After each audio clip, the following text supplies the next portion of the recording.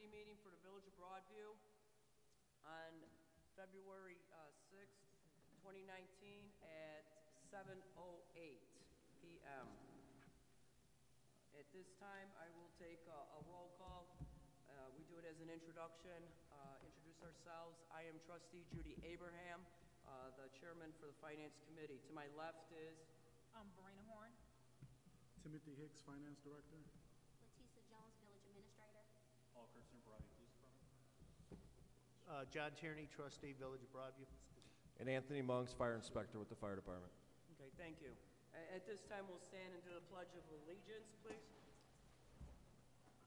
I pledge allegiance to the flag of the United States of America and to the republic for which it stands, one nation, under God, indivisible, with liberty and justice for all. If we could take a moment of silence or reflection, please.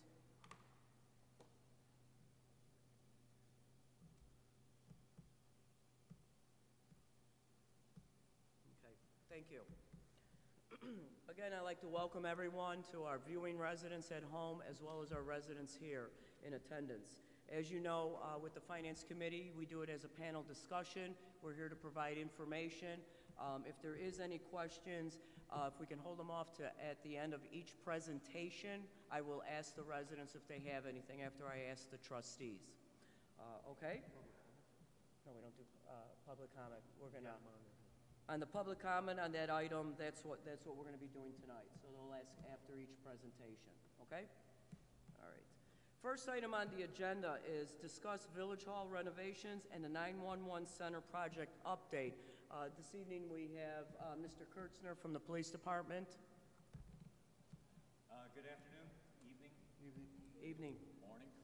Please excuse my absence for the month of December. I was out sick, and January I was on vacation, so I'm going to be covering up a bunch of months that have taken place and some of the activities that have taken place during that time frame.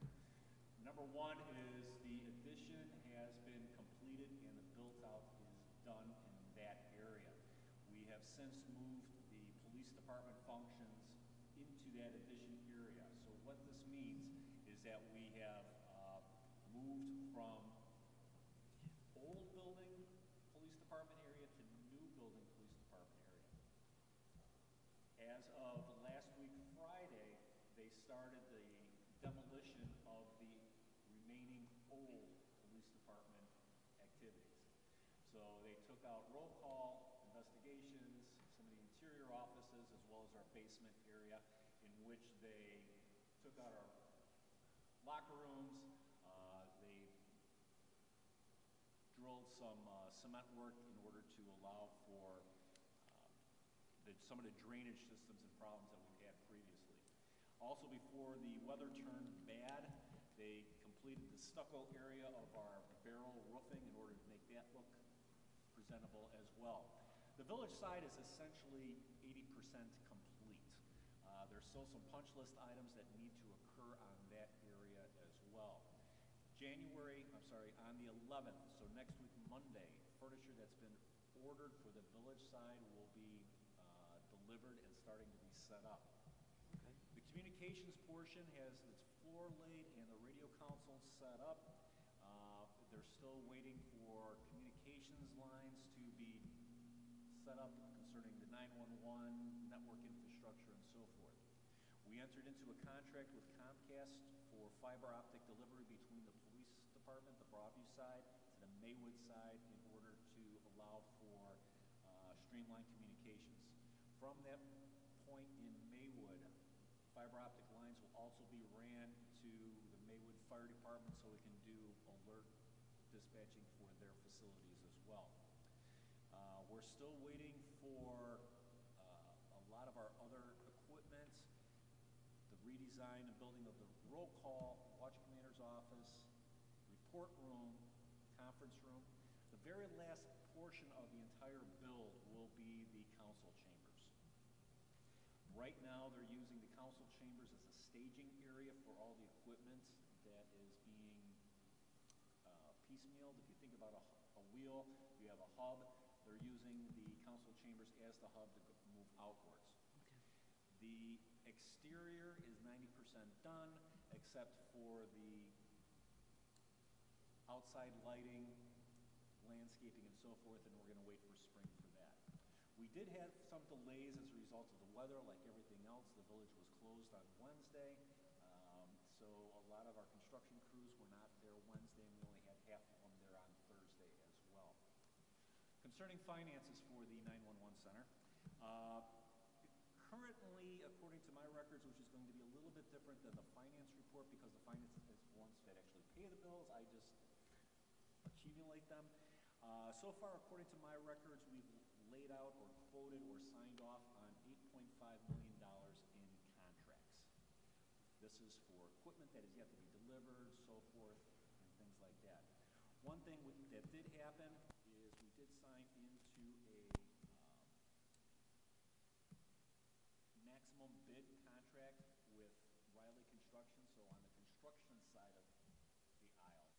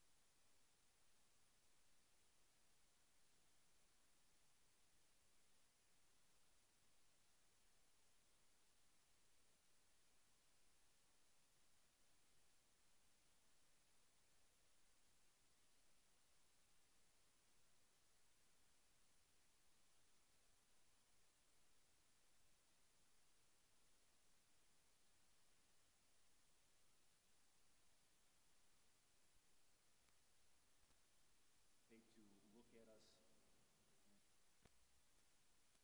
less than 20% of our costs via grant. If we receive that grant money, which is roughly $500,000, it would be split between the two entities that are paying for the 911 portion, which is the Village of Maywood and the Village of Broadview. So everyone keep their fingers crossed that the state considers our grant request. It is a reimbursement grant. It's not like some of the other grants that are out there concerning, all right, we pay 20%, the grant pays 80%.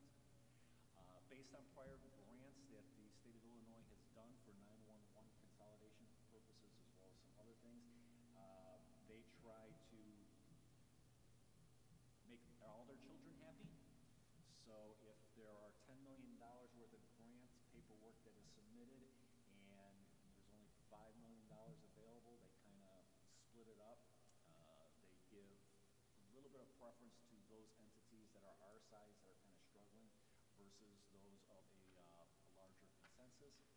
The deadline for the grant submission was Monday, so I'm assuming a lot of these are going to be trickling in sooner because of the snow delivery and the postal service not delivering on Wednesday and Thursday. They've moved that deadline hopefully we'll have some information within the next couple months if in fact we are going to be getting some grant reimbursement from that. So that should catch everyone up to date, and hopefully we should be having some good news shortly. Nice presentation. Thank you very much and giving us the update. At this time, I'm going to ask if the trustees have any questions. Trustee Moore? Are there any costs associated with the change orders? There are. Are you keeping track of it? Yes, I am. You'll be able to report on it? Yeah, pretty much it's all within that cap Okay. of what we've changed, of what that maximum dollar amount is. So therefore, still under it. We're fluctuating about $250,000 to $300,000 under. Plus our bids came in lower, so we also are seeing some of that cost recovery on the backside. Some of the change orders, they're not really change orders, they're spec orders. Once they realized that one piece of equipment wasn't available, they had to spec it out again, so it's considered a change order. Okay. So, yeah. But it hasn't caused any risk to our budget? Not to upset our budget, no. Yeah, I'll get you some numbers. Okay. So, yeah. Thank you. Was that it, Trustee That was Moore? it, thank you. Trustee Tierney, do you have any questions? Two questions, Paul. What's the schedule for getting complete? We're still on schedule. Looking We are at mid-April? Still at a mid-April to early March. A lot of the technical stuff concerning 911 coming online is, we're waiting on Comcast for where we're coming into those orders as well. The village probably is not going to be moving into their section of the building until early spring due to the weather conditions. It's easier to move in spring Yeah. than it is, when it's 20 degrees out. So we're still on that April-May timeframe. Second question, when's the deadline for consolidation to be completed? May 31st. May 31st. Perfect. Yeah, so we will beat the deadline. Okay, thanks, Paul. That's all I have. So then we'll be officially up and running when then? May? May.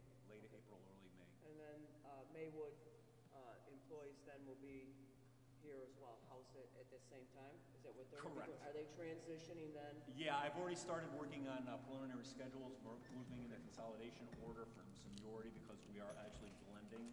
I just started asking for their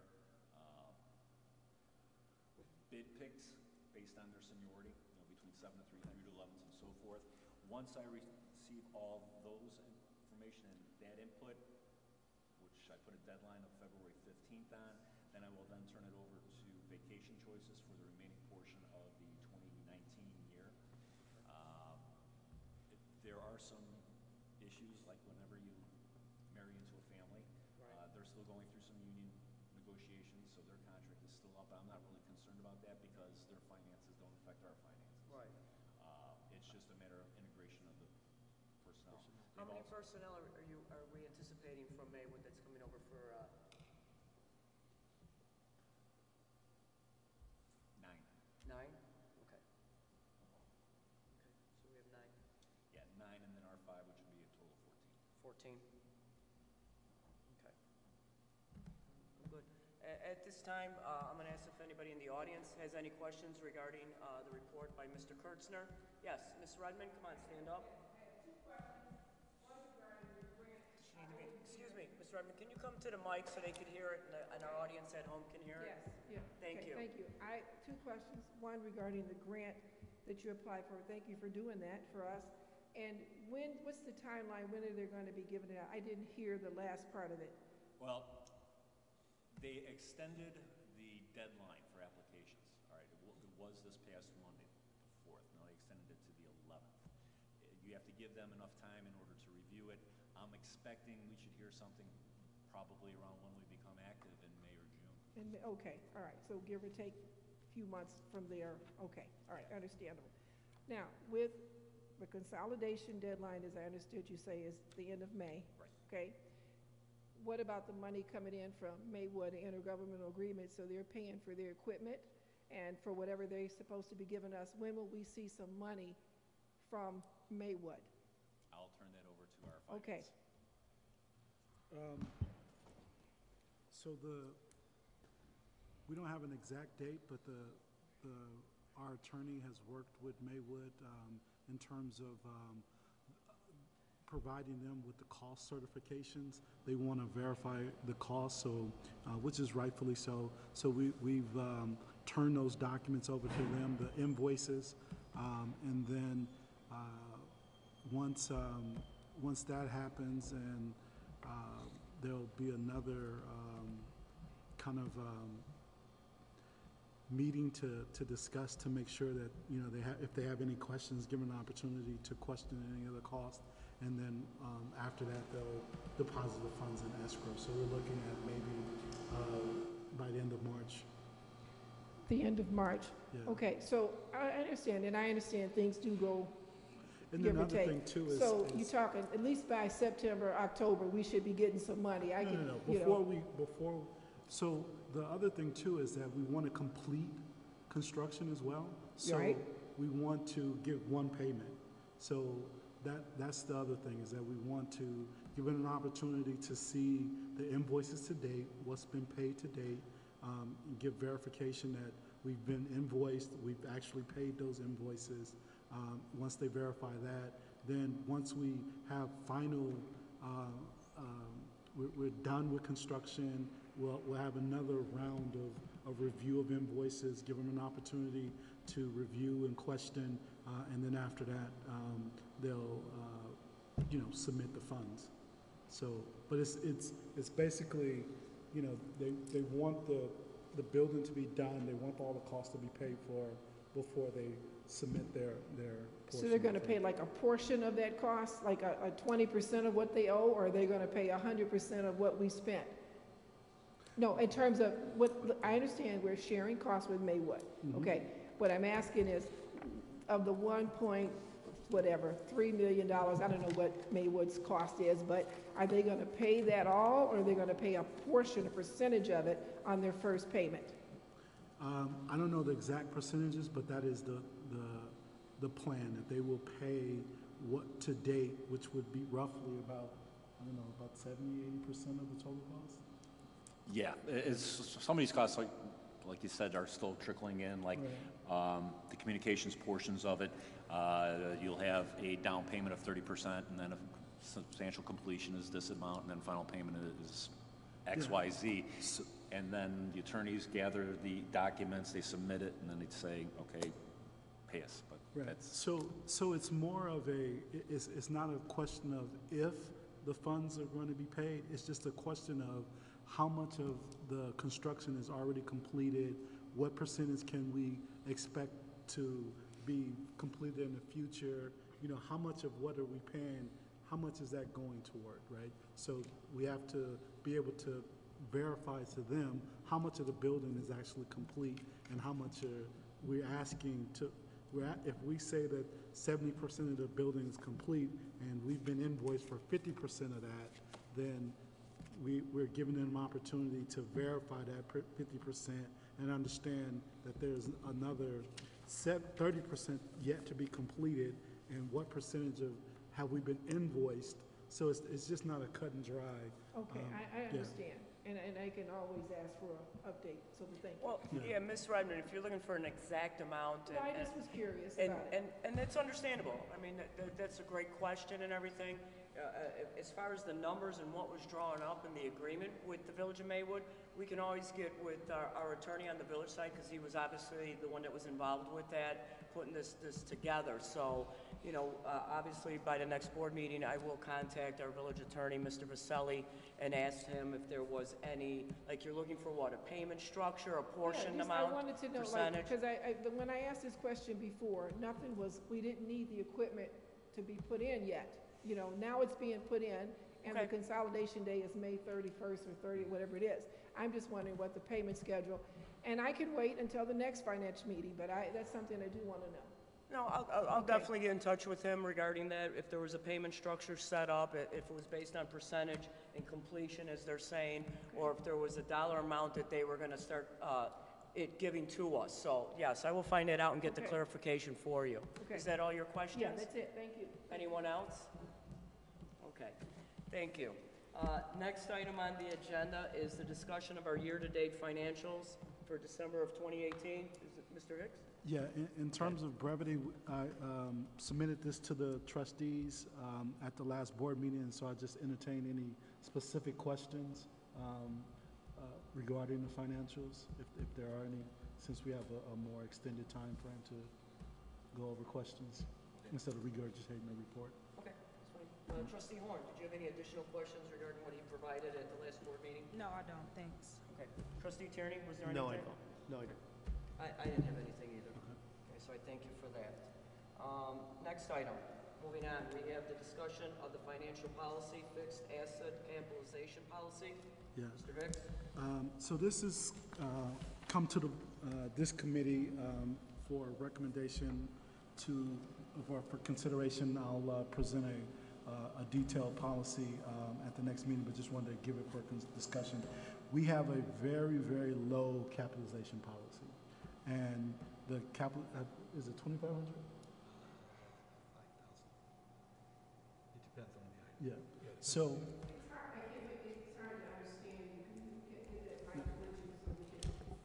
So the capitalization policy is pretty low and pretty antiquated, so we need to update that. And the reason why we're bringing it to the committee and potentially to the board is that it really caused a lot of audit work to be done because the threshold was very low that they had to do testing for.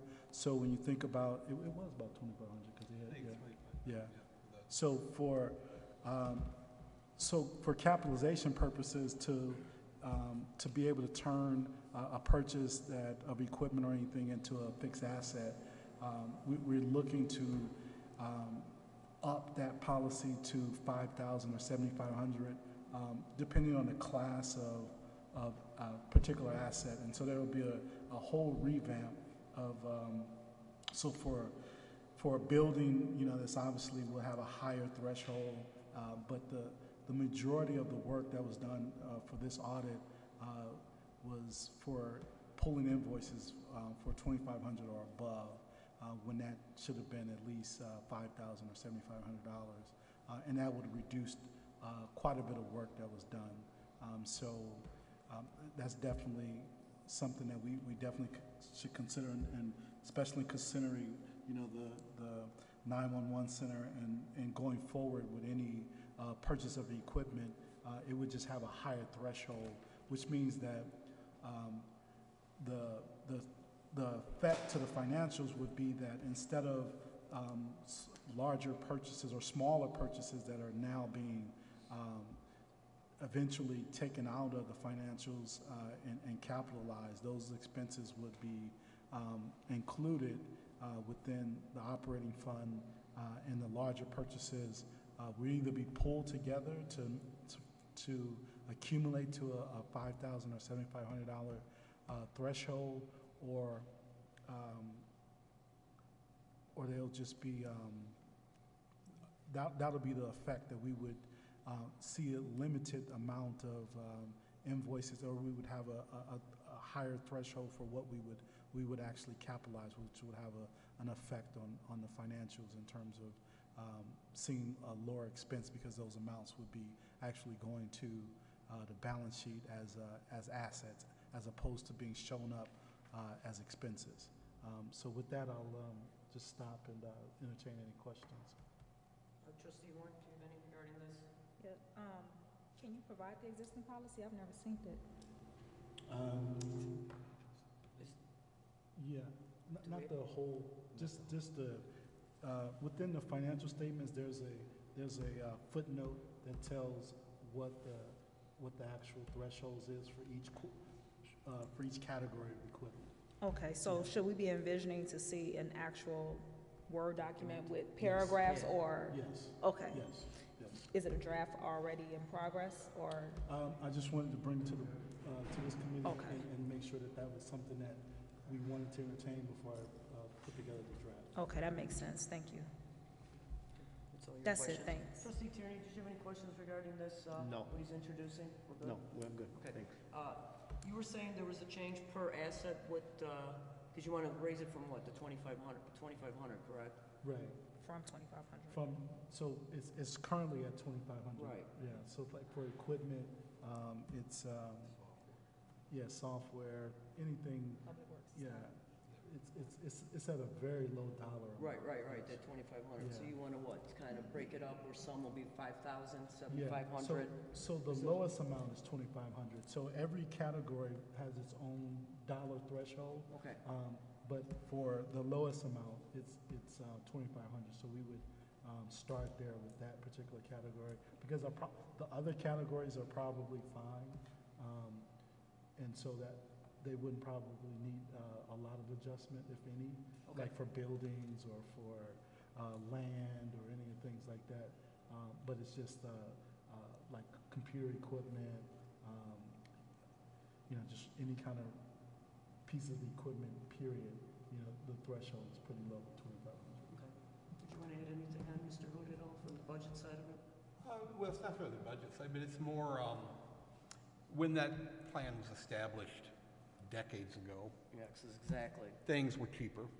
Now, So it's a little out of date. Is that what everything you're being costs said? more, Yes. and because everything costs more stuff is getting into this category where it'd be capitalized, Okay. which is causing a ton of work for our auditors, and to go Okay. through, and our staff has to pull everything for the auditors. It's just, it'll help streamline things going forward, and it's more in line to today's prices. So you want to update it, obviously, to the current situation that we're facing now. Correct. That's fine. So this is Yes. why I appreciate you bringing it here to our committee Right. so that we can make these adjustments and changes as we move forward. When could we expect it? Before the next committee meeting. Okay, that's good. All right, so we'll see something. Yeah, so then, before the next committee meeting, you'll have a draft to review and then Okay. to vote on to present to the board. Okay. Any additional questions on that, Trustee Tierney, Trustee Horn? Nothing, thank you. Okay. Again, thank you on that. Thank you. Next item on the agenda is from our village administrator, Ms. Letisa Jones. Good evening, everyone. Good evening. I just wanted to go over a couple of items. The biggest concerns that's been brought to our attention at the Village Hall is when it comes to our water bill payments. And I wanted to let everybody know that on the bill, we have two bills that go out. The first one is the yellow card. The yellow card, it goes out the 15th of the month. It goes out to every resident, every business owner within our village.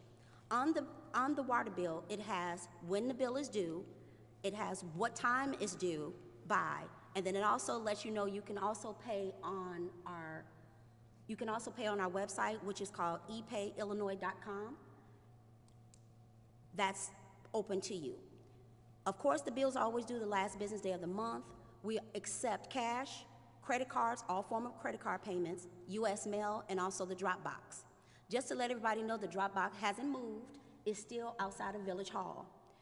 You also can go online. You can go to www.epayillinois.com. Just be mindful that it takes 1 to 2 business days in order for you to see that, okay, in order for you to see that effect. Also, when you receive payments, when you make a payment through your bank, so meaning that it's called ACH, when you make a payment through your bank, make sure that you allow time, 7 to 10 business days, in order for us to get it here. Because what happens when you go online and you pay it through your bank, which is called ACH, they cut a check. They send it the next day to us, but it takes 7 to 10 business days. And the reason why I'm saying that is because on the check, it may say, okay, the 29th. Nobody can guarantee when that payment is going to come to us. For example, we just had the 2 days of where there was no mail, so a lot of that mail came in late. So we're asking all residents, business owners, property owners to please take note to when you make your payment to your bank and they generate that check and they mail it to us, that it takes 7 to 10 business days. We're not open on Saturdays and Sundays, so we don't get that mail until that Monday, okay? Another thing, we're having, once this comes out, so once the yellow card comes out, okay, and that's the regular payment, if for any reason you do not get it in on the last business day of the month, you will get a reminder card, which is the pink card, and it's called second notice, okay?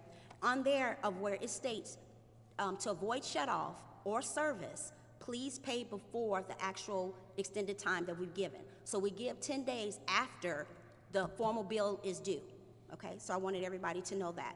And we have that information on there of what is expected, when is it due, so you have all that information. We also, on the back of our cards, we have our office hours of where we take payments Monday from 8:30 until 5:30, Tuesday, Thursday, and Friday from 8:30 till 5, and on Wednesdays from 8:30 until 2. And we're closed on Saturdays and Sundays. Now, when it comes to our village stickers, great things are coming. We have our village stickers that are coming out for 2019, and they go on sale as of March 15th, 2019. The village stickers must be on your vehicles by May 1st, 2019, and they expire May 30th, 2020. Now, just to let everybody know that, and thanks to our mayor, we are having our vehicle stickers for our veterans free of charge. We also have for active duty, free of charge. For our seniors, it hasn't went up, it's $10. And then for our passenger vehicles, of course, it's $25. So we're asking that to please, when you come in and you're purchasing your vehicle stickers, we want you to tell us if you're a veteran, because we want to get all the information so we can recognize our veterans. Please, if we don't have it, and we will ask you, so don't be in fear of your information, so that we can make that known to our mayor, because we take pride in making sure we recognize all of our veterans. For our active military, we will ask for you to provide us with information as well. And that's only so we know who's serving our country. That's important to us as far as the administration under the leadership of our Mayor Thompson. Another thing, we do have village stickers, just so everybody knows, for our pets. They're $5, and all we ask is that you bring in your registration from the veterinarian. It has to be current. A vehicle sticker for pets? No, a sticker. Yeah, it's a tag. Dog tags. Dog tags. Yeah, a I dog don't tag. have pets, so I don't. Yeah. We do. So a lot of people- You're asking for the rabies Yeah. from the vet, right? The So a lot of rabies. people don't know that we do provide the little tags for our dogs and cats, and it's $5. Let's just say, and I want to leave you with this. Let's just say, hypothetical, your car is in an accident, or you know what, your windshield gets cracked, and you want a replacement sticker. It's only $5. All we ask is that you come in, you fill out this form, and we replace it for $5. So I really wanted to get that out so that residents don't fear, you know what, I'm not going to get a sticker at all, that one has been destroyed and it's nothing. No, we want you to make sure that you are covered when it comes to your car, because the police department does hold us accountable when it comes to making sure that all of our residents and our businesses that are within the village of Broadview have the proper documentation on their car. So that's very important. And I'll leave you with that. Anybody have any questions? Yeah. Any questions, Trustee Horn? When you guys get checks via ACH, is it manually entered? A Yes. person is actually manually entering the dollar amount into the system? Yes. So I'm just bringing that up because I had the same issue. I noticed that I pay my bill via online bill pay whenever I do all my bills, and I would get the pink card in the mail. I realized the gap in the timing, and it just made more sense to just pay a month in advance because the checks are manually entered. And so the time crossed, because those cards are automatically generated via the software. It's not a person doing it. So because a person is manually entering the check and then the system is automatically generating the cards, there's a gap in time. The card will be generated before the check is actually entered, when you've actually paid your bill. So it would just make sense. It would make life a whole lot easier. You know, just take 1 month and pay the bill twice. That way you'll be a month ahead and you won't get a headache and get the pink card in the mail. I just wanted to point out, because I've been a manager of a servicing center for years, this is a common issue. Most people are used to paying online with credit cards where they actually wire the money, but a lot of these online services through your bank actually goes to a processing center where they physically cut a check, physically stick it in an envelope, and send it through U.S. mail. So it's not instantaneous. There's several day lag between when you actually go on and do it online. So you can be doing it the day before your payment's due. But they're not receiving But they're not receiving it. They're going to post it the day they receive it, but they're not receiving it for 4 or 5 days. Correct. Okay. Trustee Tierney, did you have any questions? No questions. Thank you, Leticia. Yes, thank you, Ms. Jones from the village, explaining the fees. Again, you said the veterans are free. If you just want to reiterate that again Yes. to our public that's viewing this. Yes, thank you to our mayor. We have village stickers. They're free to our veterans, so we're excited about that, and also for our active duty. All we're asking is that when you come in, we will ask you for your contact information, just so that we can connect and we can recognize all of our veterans and our active duty. So we do thank you. Thank you. And then also the seniors, what, is there an age on that? You said With the that seniors, it's 65 and up. 65, It's and that's $10, and then the regular. And it's two, thank you for asking, and it's two per household. It's two per household. Okay, thank you. And then for anybody's pets, you're just For asking to bring anybody's in. pets, yes. We're just asking that you bring in the information from the veterinarian, that your records, your shots, and your rabies are up to date, and it's $5. Okay, good. Thank you, thank you. Thank you for clarifying that out to our viewing public. Thank you so much. Appreciate that. Okay. Next item on the agenda is from Inspector Monks from the Fire Department regarding the smoke detector grant. Inspector Monks? Trustees, committee, thank you for having us out tonight. This is a very important message as we've been trying to relay it over the last year. I'm going to do a lot of numbers tonight since we're at a committee meeting. Thank you. This B-Alarm program has been going on for about a year. They just released the 2018 report. And in full, this program seeks to educate Illinois residents, young and old, to reduce the number of fire-related deaths, reduce the number of fire-related injuries, and identify reasons for non-working smoke detectors. One of the most important things that I can present tonight is if anybody is unsure whether their smoke detectors are good or not, please give us a call. It's a free service. With that being said, over the past year, we've installed about 300 smoke detectors. At $30 a piece is a savings of about $10,000. In those 10-year sealed lithium-ion devices, you're going to save $40 per device in 9-volt batteries over the life of the detector. So it's a pretty substantial number. What's more important here to me is we identify and we correct maybe some behaviors that historically have caused fires. Statistics are fed back to us, and we can take these numbers and make something good of them. So just to give you an idea, 3 out of every 5 fire deaths happened because there were no working smoke detectors in the home.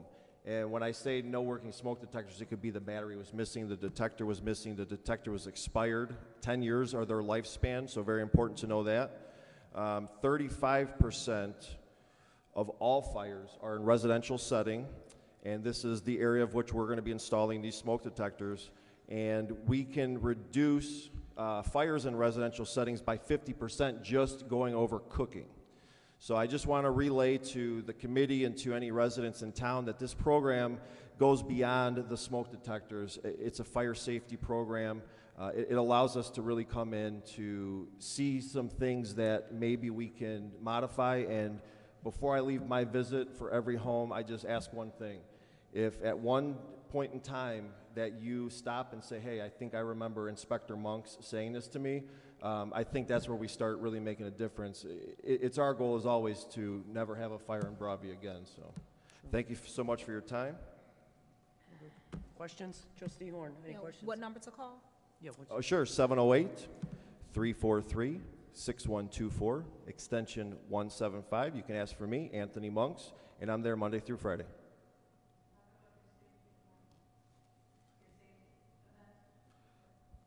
These, which one? Oh, April 6th. 9 a.m. to noon. We're going to be having a safety event at the firehouse. We're doing it here. Yeah, firehouse. That's right. Cake and coffee. So, invite you to come out April. Yeah, I can't. Chief Kinney, why don't you come up here so we can talk about this? Go ahead. So on April 6th, from 9 a.m. to noon, we're going to have a safety event. We're going to talk about pretty much spring cleaning safety event. How to clean out your dryer vents, things you can do around the house, taping down rugs, things like that. So inviting everybody for coffee. We're also going to have the PD over by us. They're going to talk about some safety things as well. So What type of coffee? No, I'm just kidding. what Coffee matters. No. donuts and coffee. That'll get people there. And I think one of oh, I'm sorry, I totally forgot. We even took away donuts and coffee, and we invited the explorers to do a pancake breakfast that morning. Totally forgot. They haven't gotten their tickets There's a yet. pancake breakfast? Same day? Same day. It's Same going to day be a pancake breakfast. breakfast now. Totally forgot that those guys threw that in at the end on me. Okay. But again, PD will be there as well, and we keep pushing. We're public safety. We work together. So Anthony did an excellent job, right? Yes, he did. Any other questions, Trustee Horn, for Inspector Monks? Nothing, thank you. Trustee Tierney? No, thank you for coming in, Inspector. Thank you for having me. I do have a few questions because I know when he first started this, when did you actually secure the grant so that everyone knows what has happened? Because I believe it renews. Yeah. Okay. So Yep, so just to give a little specifics on this, it's a kind of a rolling grant. As I request detectors, they are fulfilled and sent to me. I literally was booked down to the day of running out to getting my next shipment. We get 24 detectors at a time. I install 3 per house. There is no reason, there's been one house that I haven't been able to install 3 because they actually had quite a few in their home. We're going to cover the primary areas, which are going to be the main areas of the house, the basement by the stairs, the main floor by the stairs, and upstairs by the bedrooms. If you already have these in place, I'm going to now put them in secondary locations, meaning in the bedrooms. I just truthfully ask anybody who thinks that they have everything set up in a good way, just let me take a look, and I think I'll be able to provide a good service. And the grant started? Yeah, the grant started in roughly March. We've reordered a handful of times. He has March installed of 2017? Was it March of 2017 you secured the grant, correct? 72 homes he's done installations in. 72 homes is the number Yes. so far? So far, and I think we just hit the tip of the iceberg. The biggest struggle in this is just getting the word out, and I think this is a good way that we can spread the message even further. Well, I think one of the reasons why I asked you, and I explained it to the chief as well, is because, again, as our police department has shown and a lot of our different department heads, you know, our department heads are being very resourceful. A lot of times there's not a lot of funding in a smaller community such as ours, and when our department heads can proactively go out there and secure grants so that we can better our lifestyle and our quality of living, I think that's very important. And I mean, and everything we're doing in here is to improve the quality of life in this community. And, you know, I have a vested interest here, you know, with my family being here from 1957, you know, and I still have additional family living here, so it is important. And I do appreciate what the department heads do, and I think that is very, you know, they're being very cognizant of their job, and you guys are being proactive. So it was very supportive when I found out we had this going on, and I asked you to come and do a look at my house, and for you, you know, I had 1 smoke detector, as you recall, and it wasn't working, and then to have 4 to be part of that safety. And again, I know you said you try to average 3 to 4, and it's based on what, room size? Yeah, it's basic layout, primary areas and then secondary areas. It's putting them in the right places to alert us when we're most vulnerable, which is going to be at night. Right. So I appreciate that. So, I mean, sure, go ahead, you go. I'm not sure if you said this, but these smoke detectors are not just a handout. Correct. Take them home and put it up. Yes. You are actually going to install them. Absolutely. So part of the requirements is that I come out and do the home safety survey.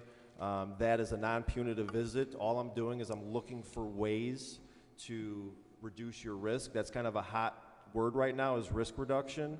We're doing this community-wide. One of the things, obviously, that we're dealing with is going to be the smoke alarms. But it's an amazing program. No, I'm very thankful, and again, to all our department heads, on behalf of the mayor and the rest of the board, it's so important because it helps with the budget, it's getting us free dollars and free opportunities, so we truly appreciate that, and it helps our community again. Does anybody have any comments or questions? Yes, Mr. Monks, something you said just triggered a question for me that I think maybe our audience would be interested in. So you think 10 years is about the useful life of a smoke detector? So that is actually not my belief. It's a manufacturer's spec. Okay. So just to give you a brief idea, most of the smoke detectors we have in our homes are ionization type. They react to the charged particles of smoke. Those sensors are only good for 10 years. Will the alarm itself indicate that it's going bad? So sometimes it will. Your detector might chirp at you 3 times, which will indicate an end-of-life alarm. Generally, you're going to get that before the 10 years has elapsed. Today's detectors are placed on date of installation because they're shipped unactivated. When I physically twist them onto the mount is the day that the 10 years start. For all the ones that are in your house existing right now, on the back of your detector, you'll see a manufacturer date, no more than 10 years after that date. To be safe, I think, you know, we should start thinking about replacing them around 8 years. So if I have redone my house 13 years ago, Yes. and even though I'm not getting any chirping or anything, there's a chance that they might not be active. Yeah, you can give me a call. I'll be more than happy to come out and take a look at them. All right, sounds good. Was there any other questions from the panel up here for Inspector Monks before I open it up to the floor? No? Anyone in the audience has any questions for Inspector Monks? Ms. Redmond, you can come and step up to the mic so that they could hear it. No, our viewing audience can't hear it. I just want to say thank you for doing what you're doing for the residents. I appreciate it. Not a problem. I love this town. You know, I've dedicated my career here, so 30 years, and I treat everyone as if they're my family. And when I'm at someone's house, I always say, anything I'm telling you, trust in me that I do it myself. And I don't just sit there and, you know, read things off a piece of paper. I like to make that personal connection. And the thing that's been most beneficial to me is the feedback from the residents, because that truly indicates that what we're doing is perceived as great in this community. Thank you, Ms. Redmond. One last thing, Inspector Monks, can you please say the phone number again so that our viewing audience can hear it again? Absolutely. So they can call you. 708-343-6124, extension 175. Once again, Anthony Monks. I'm there Monday through Friday. Okay. Thank you so much. Thank you. Thank you for that. Next item on the agenda, is the fiscal year 18 audit. Mr. Hicks? Yes, so we're proud to announce that the audit has come to a close. We have a draft in hand that we need to review and get back to the auditors, but we anticipate having we anticipate having a final draft by the next board meeting.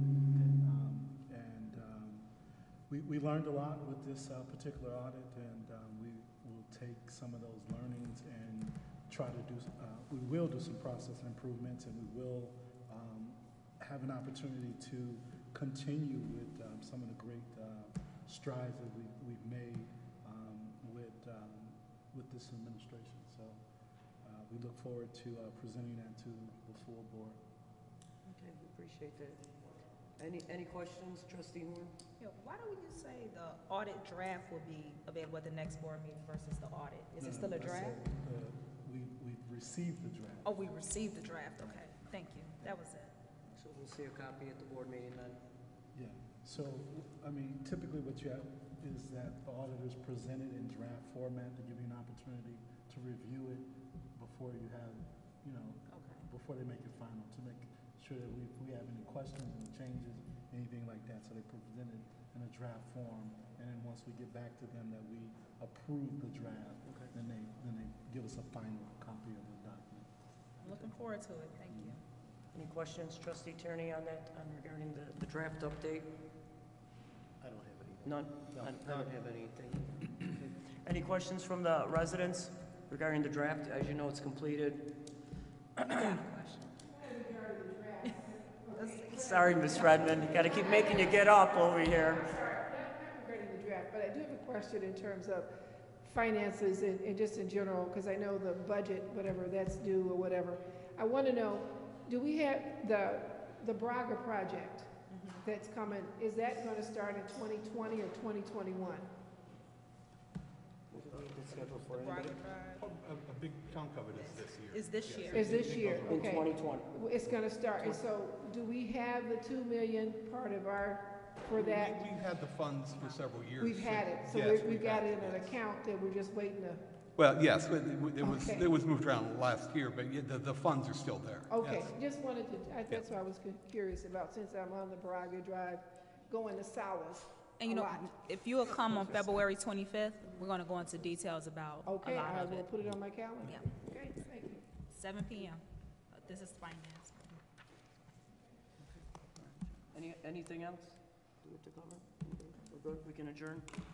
Okay, since it's the end of the meeting, I'd like to call for an adjournment. Motion to adjourn. Second? All in favor? Aye.